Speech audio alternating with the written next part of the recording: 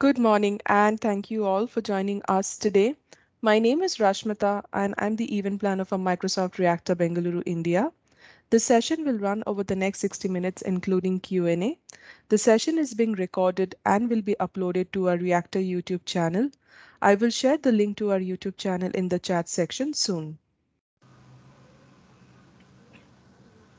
Before we begin, please take a moment to read our code of conduct. We are all here to learn together, so please be respectful of other people's views, understanding of differences, being kind and considerate in the way you engage. The chat will be open throughout, and we do encourage you all to participate. I would now like to welcome Jigar, our speaker for today's session. Jigar is a partner and senior solution architect with Tech Scalable and has 16 plus years of experience. He has trained more than 25,000 plus IT professionals across the globe. He is also a Microsoft certified trainer. But for now, I will hand over to Jigar to begin the session. Over to you, Jigar. Hey, thanks Rashmita. Thanks for the introduction. Hello everyone, and welcome to this session. Thank you for taking out your precious time and spending in terms of learning new stuff. Uh, so let me share my screen and then we can get started.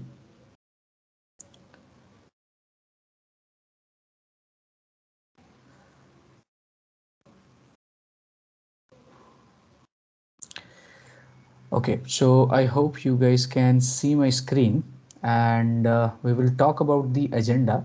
Let me turn off my video so that we can just simply focus on the learning part of it, and then we can go forward what we are planning and how we are planning in terms of today's agenda.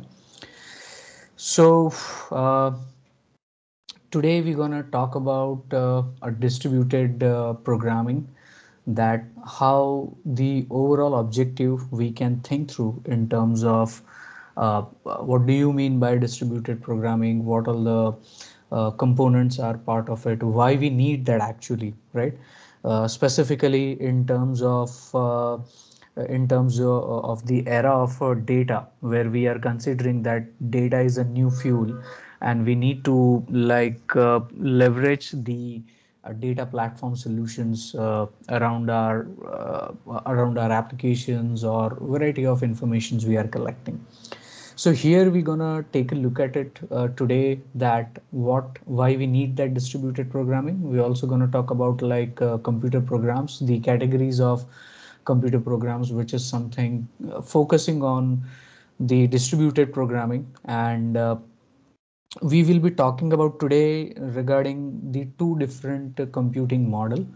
One is MapReduce and the Spark. So what could be the architectural component, how they are different from each other, and some high-end understanding regarding these two particular components.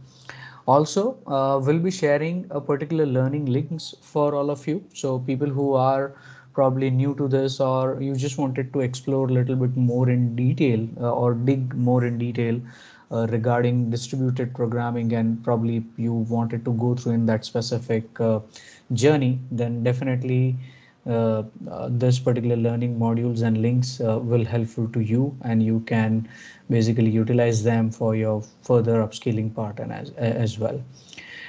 Okay, so first thing in place, we will understand the why part of it, that why distributed programming is something needed, or we need to think about that the basically what's the role of distributed programming in cloud computing, what all the advantage you're gonna get it, and how basically cloud plays an important role in terms of distributed programming and all.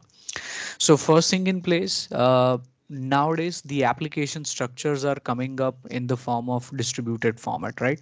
So uh, basically you may require your solution to be up and running, which runs across the different you can say instances, right? And those instances may be it could be anything. I mean, when you are looking at scalability, when you are looking at making sure that your solution is up and running in terms of working with those particular application stack, which is completely using different memory, different processors, and give you some sort of result at the end of the day.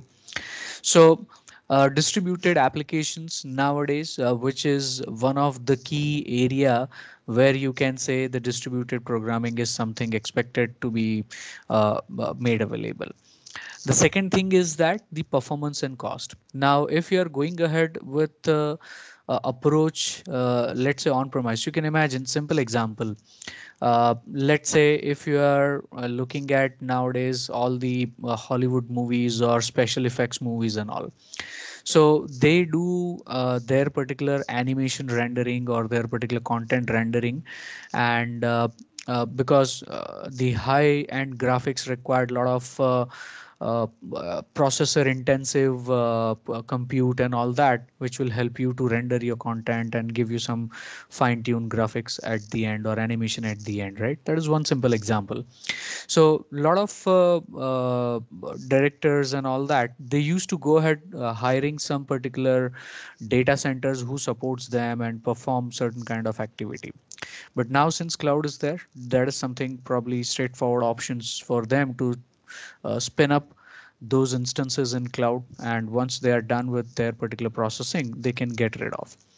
So something similar to that. I mean, many enterprises moving towards cloud in terms of considering as in a cloud burst event, right? So cloud burst, I mean, if I want to say in layman language, it's just that the on-premise resources, when you are running with some sort of data processing on-prem, and when you're running out of particular capacity, then you extend your process unit into cloud, and you wanted those number of instance to be up and running into target platform, so that it will be I mean you can complete your particular whatever calculations and processes and jobs running and all that. That is something you can do it, and you can release your particular solutions once your task is done. So the advantage is that over here, the role of this cloud computing is to, or distributed programming is something to accommodate with cloud services. At the same time, resource sharing. Now, resource sharing is something, one of the key area. Majority of the on-premise, when we say capex versus opex,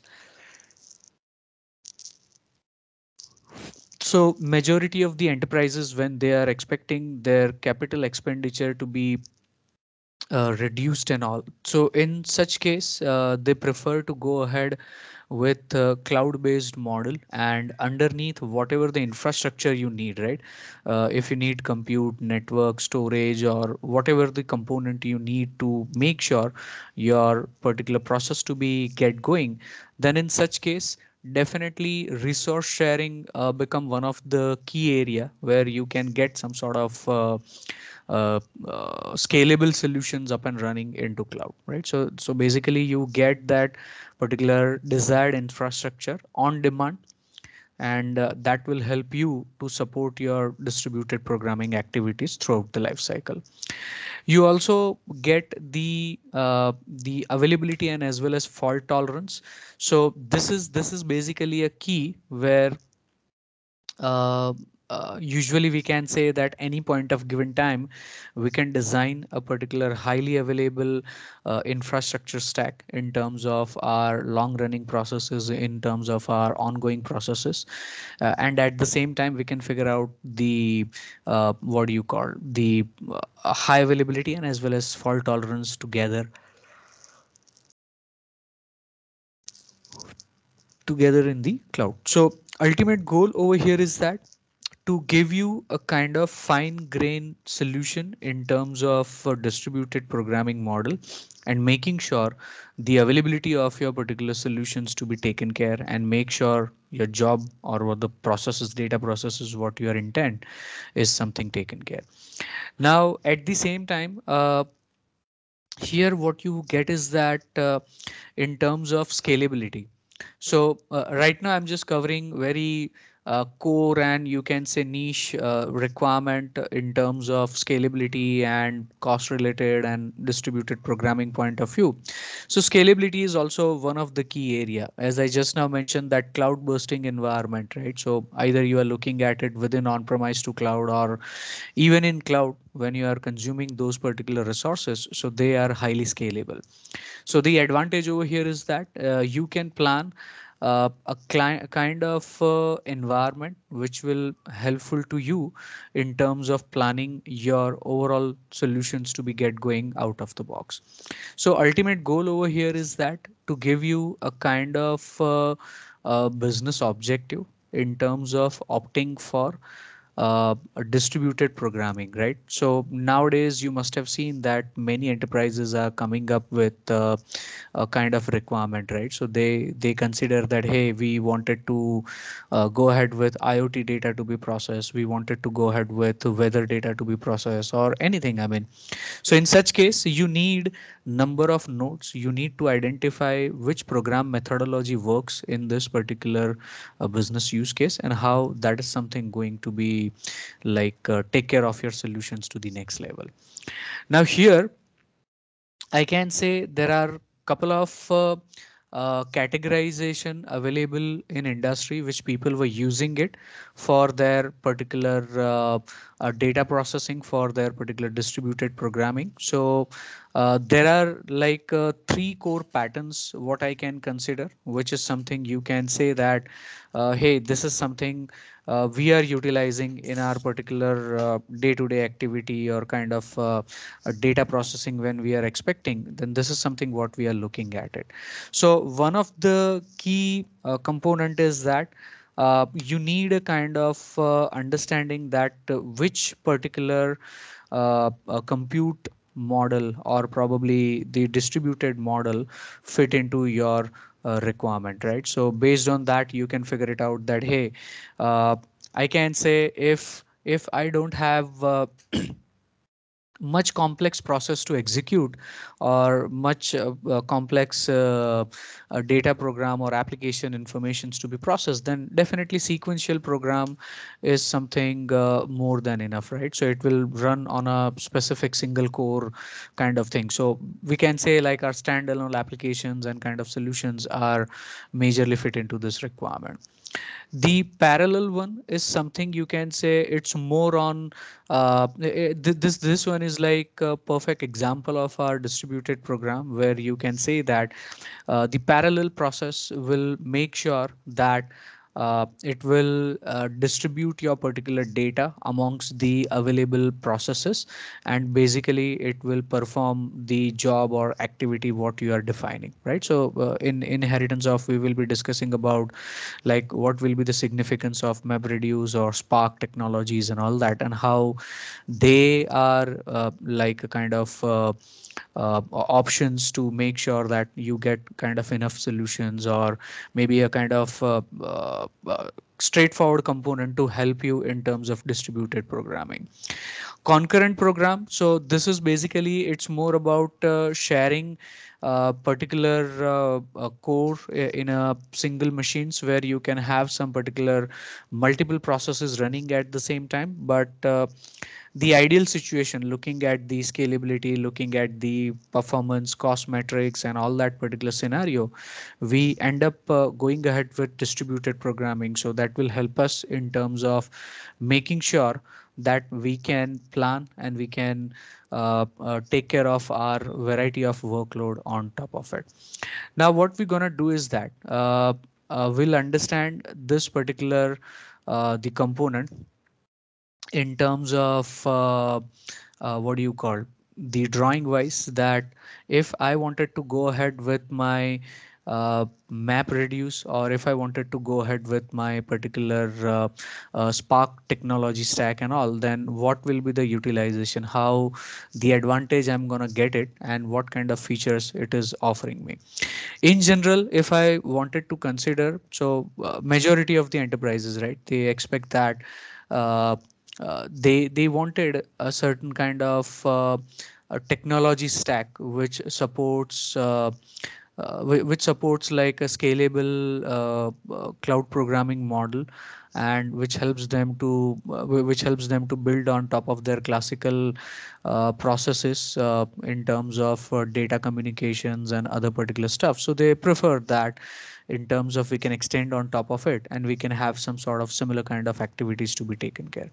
So here I can say there are many particular modern technology stack, which is also you might have heard about like Hadoop MapReduce or Pragil or GraphLab or a variety of particular providers are there who provides distributed programming and computing in cloud environments, right? So and the biggest thing is that those particular cloud programmings are like ready to use kind of. You just need to say kind of plug and play, or the desired infrastructure which you wanted to provision, you can just get the advantage of it, and on top of it you will get the benefit of cloud computing related infrastructure stack and all. So ultimate goal over here is that combining of our distributed programming, right? We can figure out that what kind of objective we are trying to take and how that entire activity looks like in terms of providing solution on top of it. So first we're gonna talk about the compute model in terms of yeah. So here we're gonna take a look at it on, first of all, let's say I'll talk about MapReduce,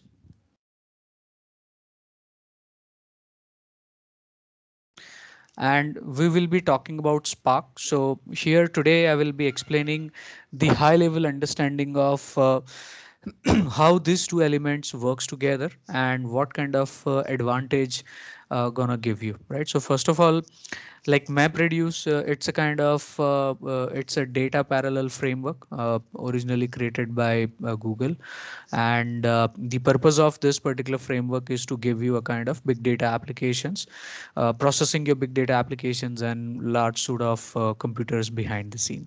So the advantage or probably the purpose of this particular framework is to provide you a kind of decrease the inter-process communication, basically moving your and that process communication, basically it will be performed by moving your computation towards data. And the advantage is that the developers who gonna work on top of it, so they can basically map and reduce their particular application structure or their particular data process and performance and all that is something taken care in terms of cloud, right? So that's basically a kind of a business objective what you can think through with the help of MapReduce. So if I wanted to consider the particular a framework or maybe the model, so you may consider that in general you can think through that you may have your particular so let's take the example where you can consider that nowadays election season, right? So whenever you have election season going on, so a lot of researchers are basically performing some uh, concluding their particular data. They collect, they reach out to the folks, and then they collect the data. Now what you need is that you need to get the result at the end of that particular Q&A what you have got, and you need a complete analysis at the end. So with that example, you can think through that usually you may get data in bulk. So I am assuming that, okay, I have got my data around, let's say maybe 20 TB of particular data I have got it, and I just need to process this particular data and wanted some particular conclusive output, that what will be the result at the end of this particular data process. So if you are imagining the Hadoop basically cluster in terms of MapReduce, so that will provide the particular data processing systems in a place of HDFS. So HDFS is like built-in mechanism of your Hadoop cluster, so which is also known as Hadoop distributed file system. So it will be a kind of mimic of your GFS Google file system, and it will help you in terms of partitioning your data set into fixed blocks, and basically it will get distributed on the particular cluster node. So usually it's a particular mechanism which will make sure that your jobs can subsequently process your HDFS blocks in parallel and distributed machines. And at the end, you will get some sort of result at the output. So the example which I gave, so I am assuming that it may be possible that whatever data we are getting it, so it may create my particular blocks, right? You may have your particular HDFS blocks in place. So this could be your HDFS.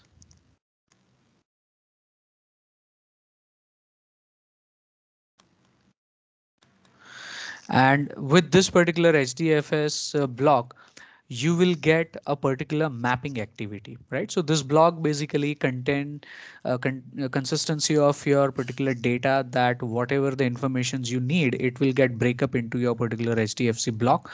And these block can be configured differently by users. And at the end, those particular users may execute the jobs which is expected in terms of overall activity. So MapReduce basically breaks your job into multiple tasks, which is denoted as in you can say map and reduce tasks. So basically all map tasks are encapsulated in what is known as in map phase. So that map phase will be something like this. You can have your particular map phase in place. So initially, whatever the HDFS blocks you comes up with it, you have your particular uh, map reduce blocks, and so that will be your map elements, and you can consider that you will have a particular map phase comes up with.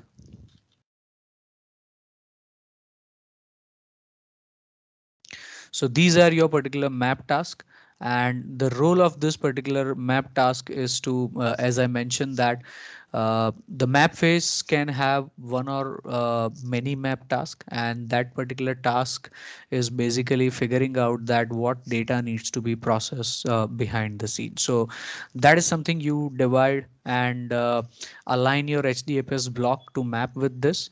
Once the mapping is done, so this particular area, this will be going to division some sort of partition in place.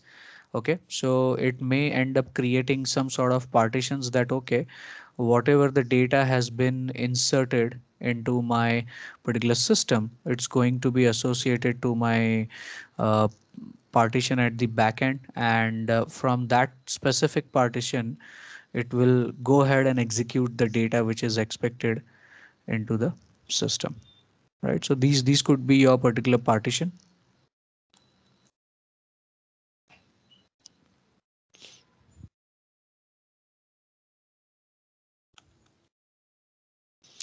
And the role of this particular map phase is to arrange that specific data ingested into the system by multiple mapping tasks. So this particular phase, you can say, is known as particular map phase, right? So you can map your particular data, you can map your particular task along with that, and at the end you will go towards the reduce phase. Okay, so the purpose of map facing is to make sure that your jobs, breaking your jobs into section, aligning it to the task what you are planning to perform, and based on that it will go ahead and process your particular activity. Now apparently this particular entire activity is going to be you can say performed in terms of the further activity, right? So you may have your particular data to be shuffle in terms of aggregation, in terms of data filtrations, like you may require merging and sorting, and at the end of the day you may end up reducing or combining those particular data as a final result, right? So for example, as I mentioned, that it may be possible that these particular partitions may go further, and it will be like you can consider in a way. So let's say for example, each data set or each data result may be different in that case, and I wanted that, okay, if this data is in place, if this data is in place if this data is in place, I just wanted to make sure that aggregate these particular type of data as in one place. So probably I will go ahead and plan my reduce format or my particular data alignment process where my filters and other stuff works. I will go ahead and say that, hey, I have particular cluster where I am capturing and storing my appropriate result and the data. So it could be like this. You can say a different result set. I'll be getting it probably. And based on that result set, I just wanted to perform my data reducing or my job task to be executed accordingly.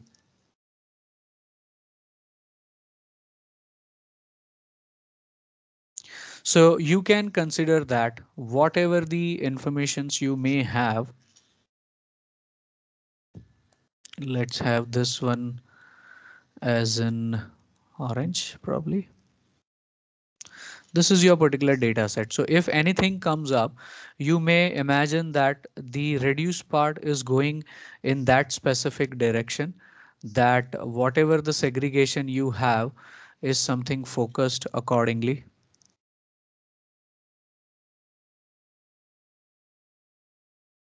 right? And if it's specific to my uh, business use case, what I'm expecting, then in such case, these are my particular partition component, which helps me to derive my particular data into reduce phase, and then I can aggregate them the way it is expected. So these are, again, you can consider that this will be your further partition. So initial partition is more about, you can say, your uh, the first hand sorting of your particular data, and then further you can filter it and you can have more aggregation towards that particular information. You can further narrow down your particular information, that okay, if this is my particular final result, then probably I'll go ahead uh, with,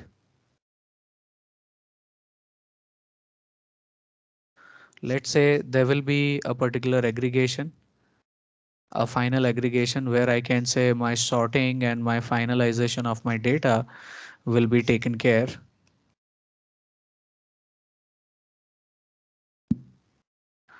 right? And you can say that there will be a further partitions which will take care of my further activity.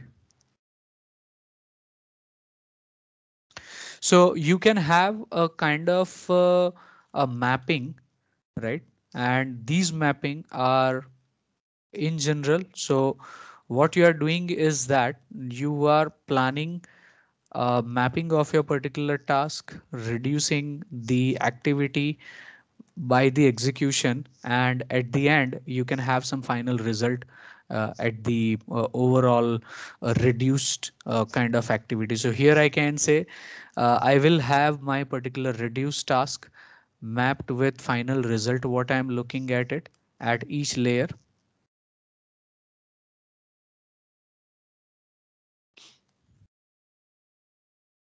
So this entire section is something I'm gonna divide in a multiple section, right? So from where the mapping is done, the next stage will start from your particular reduce activity. So whatever the map activity you have executed, it will go and complete with the reduce. So here I can say this entire three component are, this is also again, I mean, I can consider that this will be my partition, and again it will be partition. And the last but not least, this will be my final stage where I can say this will be reduce task. Okay. And this entire reduce task again go to my HDFS. So that will be my particular final result.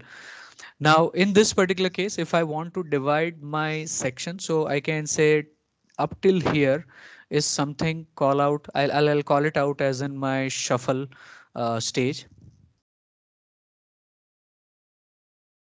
Okay, so this shuffle stage going to help me in terms of planning and distributing my particular data with more narrower result. This section I'll call it out as in reduce or maybe not reduce phase, because this will be my reduce stage, and this will be, I will consider it as in data merge,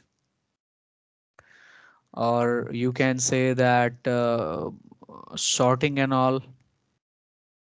You're also looking at specific stage where you can aggregate and perform those informative activities and all, right? So this will be my particular different phases, which is something completely known as in reduce phase. So map phase is completely helping you in terms of planning and processing your particular data. You can simplify the overall data processing in place, right? So here I can say it's a complete map reduce analytics engine, and basically map task basically operate on your distributed HDFS block, and reduce task operate on map task output. So whatever the output will be given by that particular map is something performed or executed or tracked by reduce task. So whatever that is something you get it as an output. So that output is like distributed in the form of like partitions.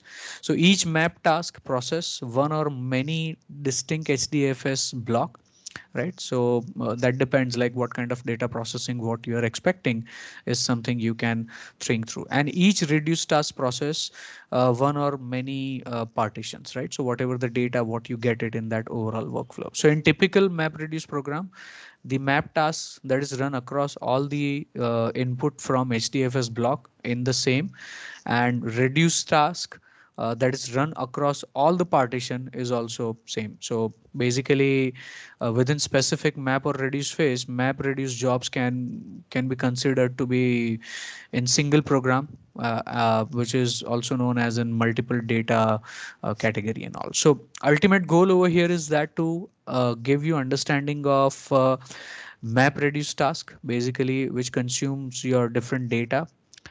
They work operating independently, and they run process in parallel mechanism in their respective phases whatever you have defined. Now on top of it, when we are talking about the map reduce thing and all, so slowly and gradually, I mean, based on the studies, based on the market research and all that, so study says that MapReduce provides a good fit for some sort of wide array of large scale problems like specific data set and other stuff. It is like more suitable for distributed graph processing and all that, or maybe some standard applications data what you have in some iterative process point of view. Now these applications probably poses challenges because of the scale, right? So if you have like billions or trillions of nodes required with some data processings and other stuff, then probably it may be possible that you may end up like losing out that traction. So in such case, uh, the Spark is something one of the core component where I can say majority of the functionality, like maybe you can say problems such as web graph analytics, social network processing, or disease outbreak path identification. Nowadays, in this pandemic situation, you must have seen. So if we need certain kind of data analysis and other stuff, then probably, or let's say nowadays, like looking at the cab services and all that, right? Fleet cab services. So they wanted to figure out their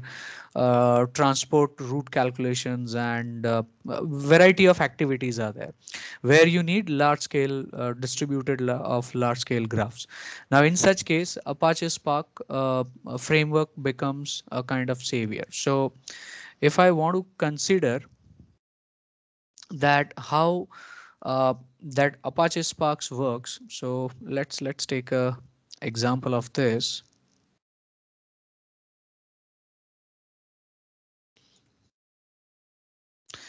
So here you can think through that if in case the uh, Spark related like business objectives, what we're gonna think through, right? So Apache Spark framework. So basically, Spark it's an open source cluster computing framework which is developed by Berkeley Lab, and it uses memory primitives basically, so that allow it to perform over 100x faster than traditional MapReduce for some particular standard applications, right? So it's optimized towards some parallel distributed applications, and the advantage over here is that it supports variety of data queries, or you can say fast execution queries like SQL like queries, machine learning applications, and some sort of graph computation applications and all.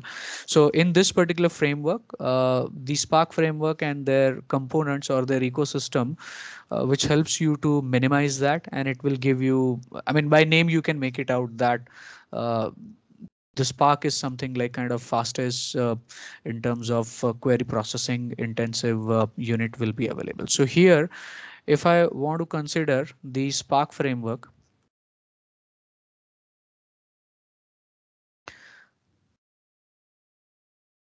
so in this particular activity, what you get is like what kind of like objective we can think through, or how the solution works, and what kind of options we can have it in place. So Spark framework point of view, there are a couple of elements we can think through. Okay, so it breaks off. So here I'll do one thing, like I'll try to explain the smaller unit of Spark architecture, so that will be easy for you to understand and grab the concepts, right? So in general, the goal of any like specific distributed framework is to support the parallel communication across multiple nodes in standard performance manner, right? So considering iterative applications that runs on probably on machine learning algorithm, or large graph processings and all that. So Spark basically stores your graph as an RDD. Okay, that stores your particular data as an RDD object, and the Spark client would store that particular details of that particular program in terms of Spark specific operations for that particular cluster, and that will be comprised of many workers. So behind the scene, the cluster management basically take care of the task or operations, divide them, and it will associate to the respective worker nodes, and then it will get executed behind the scenes. So Spark basically allows different policies to be utilized in terms of scheduling on the cluster, depending on what kind of factors such as priority, duration, resources required by each task, and all that. Based on that, it will execute the particular activity. So in general, if I wanted to consider or break down the entire Spark architecture component, then I can probably consider that there are a couple of elements what we can think through. So uh, it starts with I can say,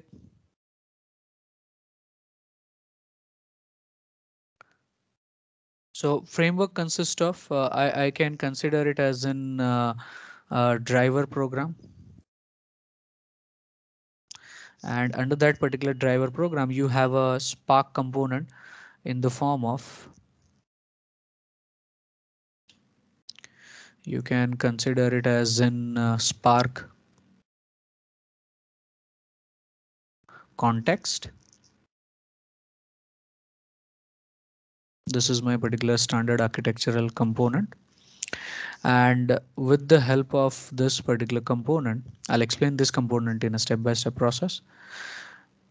We can have a particular cluster manager in between.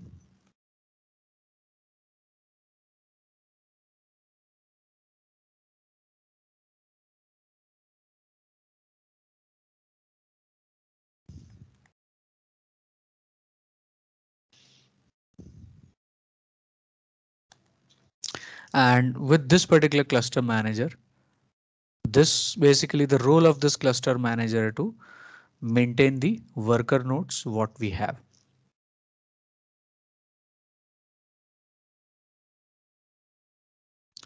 So each worker node comes up with their particular executor and cache. So here you can say that uh,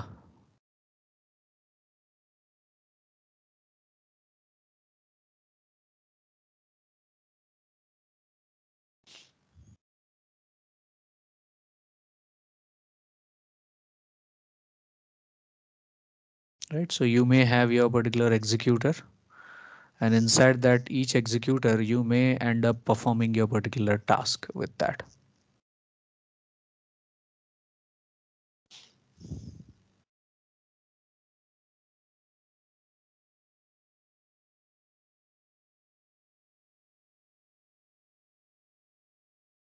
Okay, so each executor may end up have their individual task attached to it, and you may have your particular caching engine also to be associated with that each executor.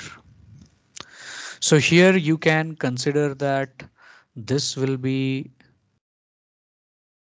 your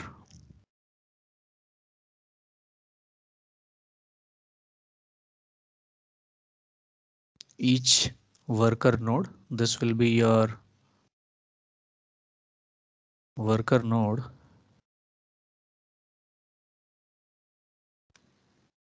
Okay, and each worker node comes up with your particular executor, and you can have cache,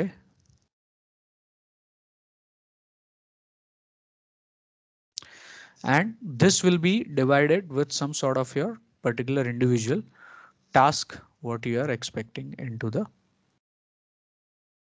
system.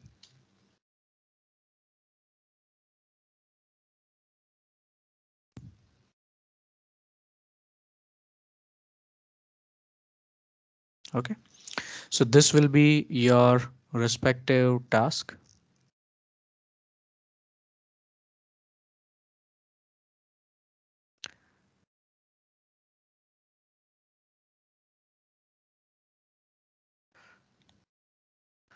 and these worker nodes can also communicate with each other via some particular messaging services what we are expecting.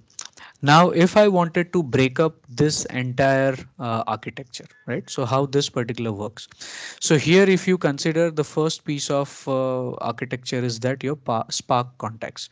So Spark context is basically one of the object which can connect to several type of your cluster managers, and that basically cluster manager handle the scheduling of your applications and task what you are planning to execute in this overall activity, right? So the way we have our worker nodes, we have our particular task to be associated with that. So the purpose of this particular Spark context to manage that particular cluster and execute the task.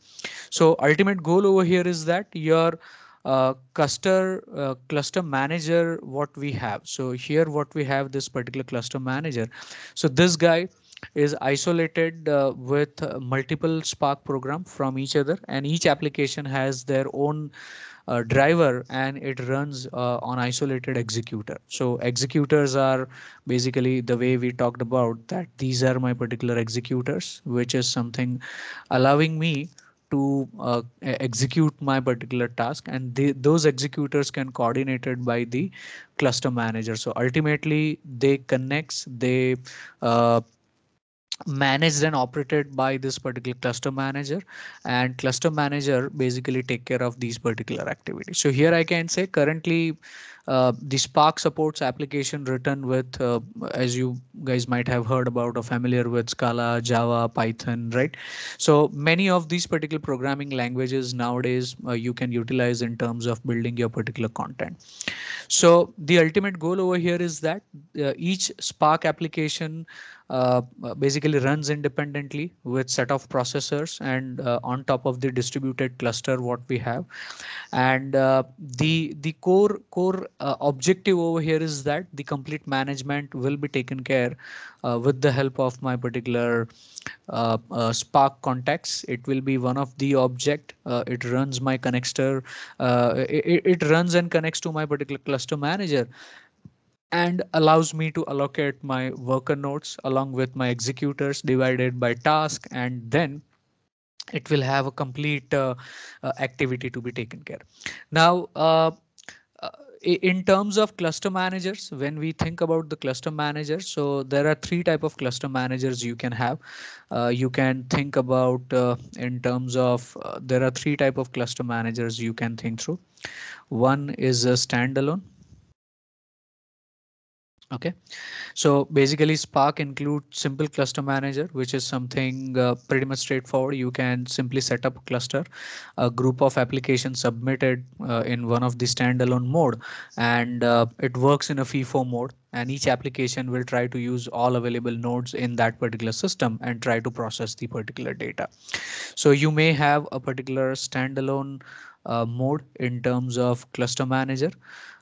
You can have the second option in terms of working with it.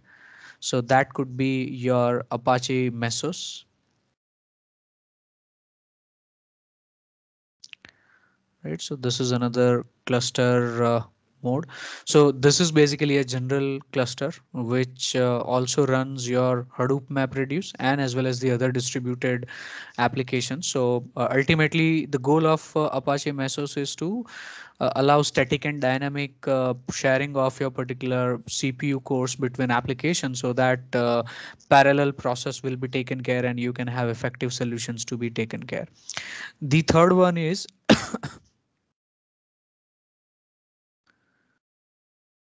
third one you can consider is your Hadoopian.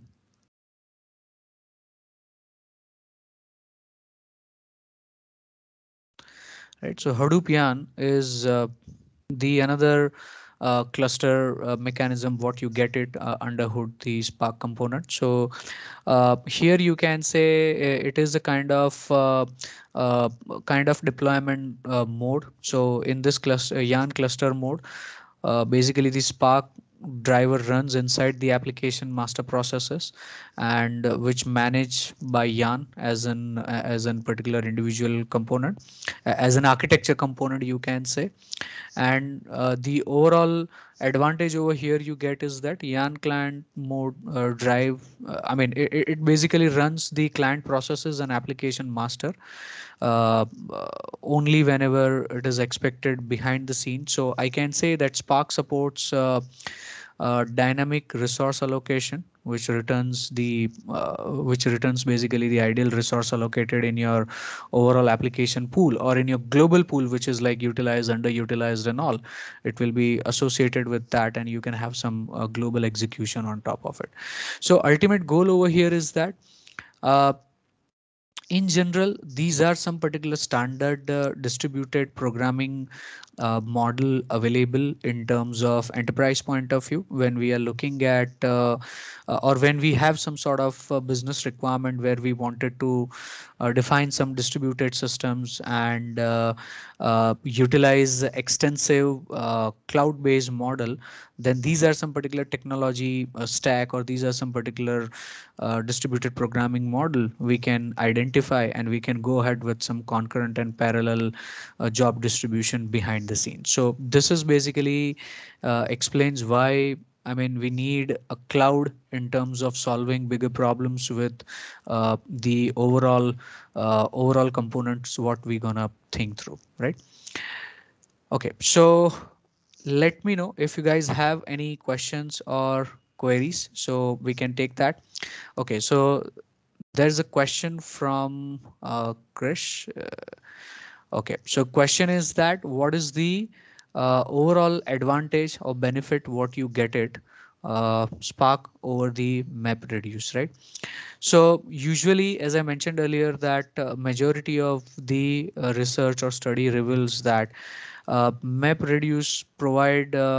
I mean, it is perfectly fine of it for a very large scale problem, but it is and it is like not that appropriate or suited for distributed graph processing and any other particular standard iterative nature process kind of activity when you are looking at it.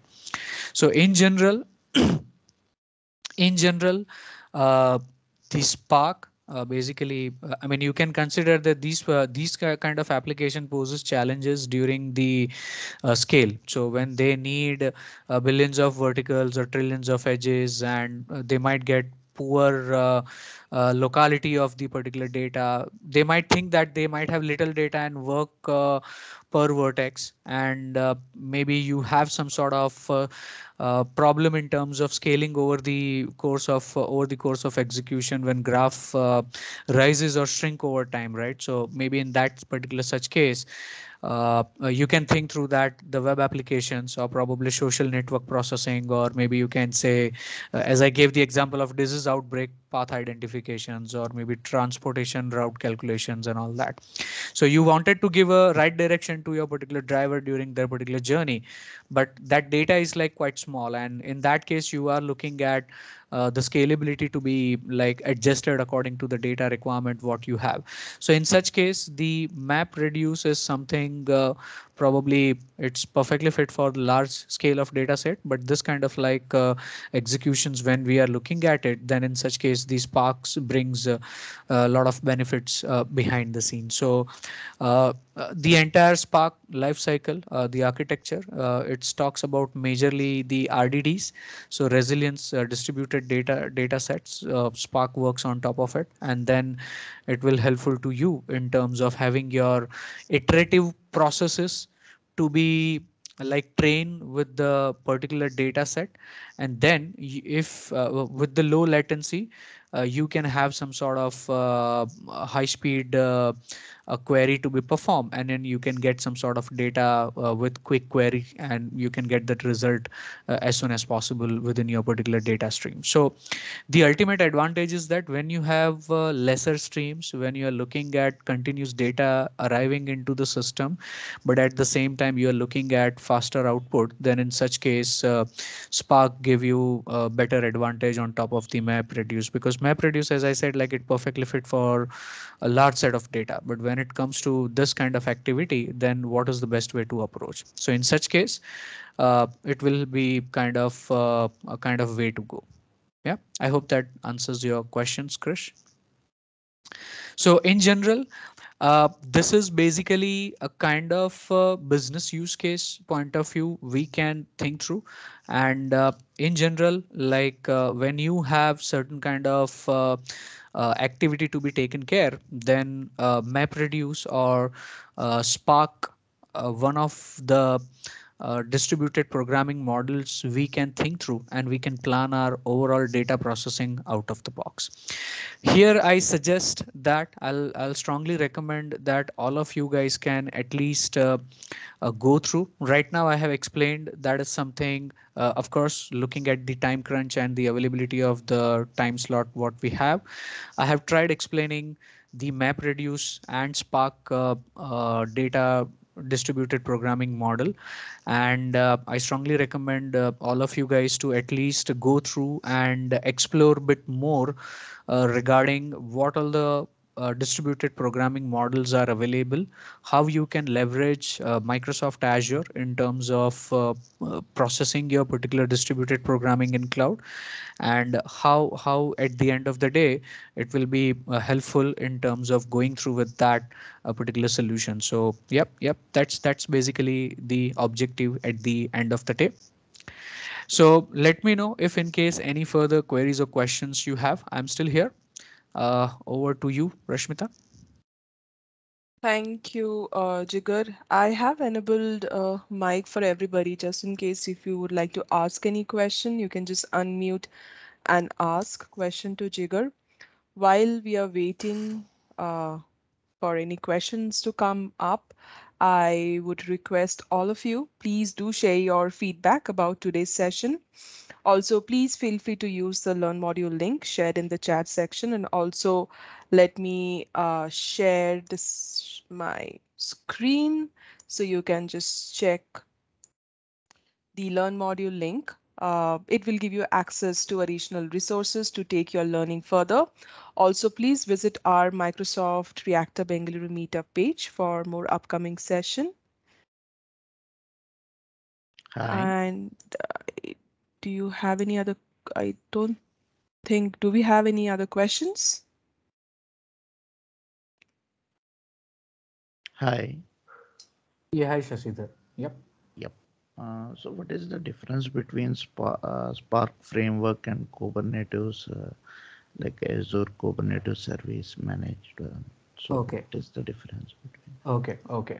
So basically, what you can think through is that Kubernetes is more about, you can say it's a kind of a cluster management for running your sort of microservices, right? So majority of the enterprises are looking at long-term running processes where they are expecting some sort of microservice architecture they wanted to go for. Now Spark here, what we can consider that it's more about kind of framework to processing your data, whereas AKS is providing you to host that particular kind of processes on top of it. So maybe you can say that tomorrow. So let me give you a simple example. So there was one enterprise where I was like involved in terms of some engagement where they were running some restaurant chain and they wanted to process that particular data. So they were using AKS cluster to host their particular processes on top of it, whereas those processes were written on top of your Spark framework around that. So here you can say you can utilize Kubernetes or AKS cluster to host your particular services on top of it, and you can have cluster management and all that particular activity. Whereas this one is like more about like data processing and alignment and all that. So that way, probably in a one liner you can think through. Make sense? Yep. Okay. Thank you. Thank you. So there was another question, is blockchain and torrenting also an example, or is the focus on analytics related programming? So blockchain and torrenting, yeah, I mean, you can say that particularly because they are, so right now what we are talking about is from the scope of big data solutions, right? So when we are looking at a particular kind of data structures, what we are expecting, and the type of data execution, what we are expecting. So in similar line, these are the particular technology stack, whereas blockchain or torrenting is a complete different use case, what you can think through. They are offering a kind of a complete unique way in terms of processing or sharing your particular digital data with the help of that. So I can say that's completely a different use case in that case. Yeah.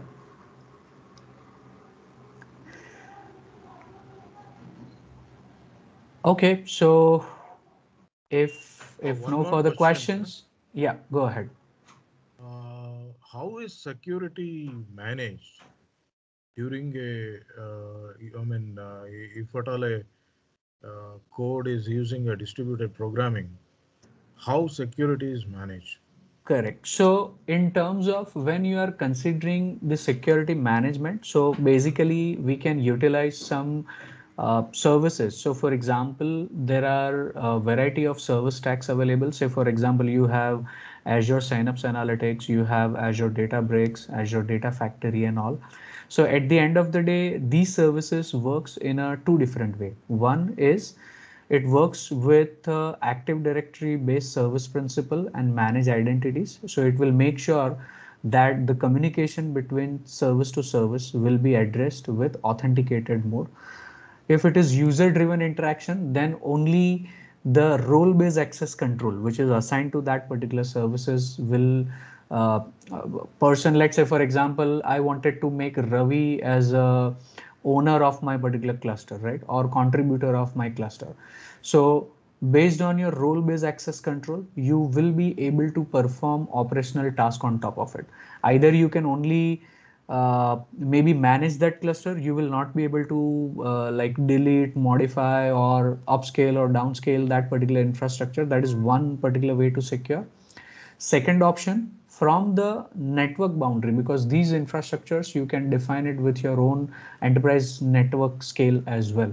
So in terms of protecting those infrastructure, definitely you have like what all the IPs you wanted to allow, deny, and all that particular thing you can define with those your private network setup as well. So definitely the control is given to you when you're provisioning your infrastructure stack. You have that specific control given to you and you can manage that particular security component. Make sense? And even data point of view also, data, whatever the storage you have, probably you can say the Azure Blob Storage or Azure SQL or Cosmos DB or any data storage you are looking at it. So they do provide extensive firewalls and the IP ranges and even network support, that which will lead you that okay, whatever the data are getting processed will be stored in my secure environment. So kind of advantage you get it with the help of those predefined services. Make sense? You mean to say we need to explicitly write these things in the code, and is there any way of implicitly managing security? Correct. So there are two options. So ultimately, first option, if you are willing to go ahead in terms of managing infrastructure. So when you say code in terms of, it's not in your application code probably. Maybe in your application code you can talk about data encryption, decryption related processes. That is one way. But I'm talking about infrastructure point of view. When you are hosting these particular code part in cloud, then the underneath infrastructure, what is up and running your particular solution, in such case, you will be configuring either via portal, the UI, whatever is given from the Azure point of view, or else probably you can have ISE, that is also known as infrastructure as a code, where you can write your policies, where you can write your security controls and inbound outbound traffic related activities and all. So definitely, I mean, you can say enterprises have their infrastructure people who manages those infra services, and then they definitely secure your particular environment with those particular security components. So both the options are available. So data point of view, you may write encryption decryption for your data, whereas infrastructure point of view, you have the other infrastructure tool chain which helps you to secure them. Yeah.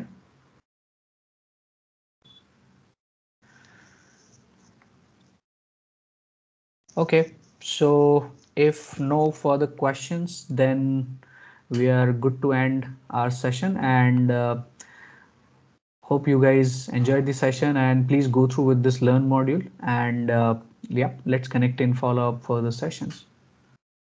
Thank you, Shivam, for the session, and thank you all for joining us today. Have a nice day. Thanks, Rashmita. Thanks, Jigar, Thank you for so much. giving a wonderful session. Thank you. Thank you.